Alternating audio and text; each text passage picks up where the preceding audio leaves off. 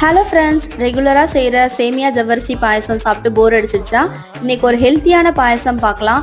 அதுக்கு ஒரு 100 கிராம் குதிரைவாலி அரிசி எடுத்து நல்லா வாஷ் பண்ணி ஊற வச்சுக்கோங்க. 1/2 லிட்டர் திக்கான பாலில் 1/2 லிட்டர் அளவு தண்ணி ஊற்றி சூடு பண்ணி வச்சுக்கோங்க.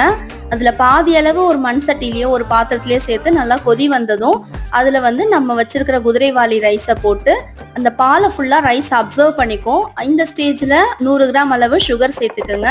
ஃப்ளேவருக்கு ஒரு 4 ஏலக்காவை தட்டி இதில் சேர்த்துக்கலாம். டேஸ்ட்டை என்ஹான்ஸ் பண்ணுறதுக்காக மில்க் மேட் 2 ஸ்பூனை ஆட் பண்ணிக்கலாம்.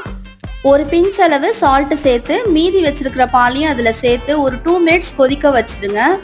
ஒரு பேனில் 2 ஸ்பூன் அளவு நெய்யை ஆட் பண்ணி தேவையான அளவு முந்திரி திராட்சையை வறுத்து இந்த பாயசத்தில் சேர்த்திங்கன்னா டேஸ்ட் வேற லெவலில் இருக்கும். இந்த பாயசத்தை கோல்டாகவும் சர்வ் பண்ணலாம், ஹாட்டாகவும் சர்வ் பண்ணலாம். செஞ்சு பாருங்க, செம்ம டேஸ்டாக தேவாமிர்தம் மாதிரி இருக்கும். தேங்க்ஸ் ஃபார் வாட்சிங்.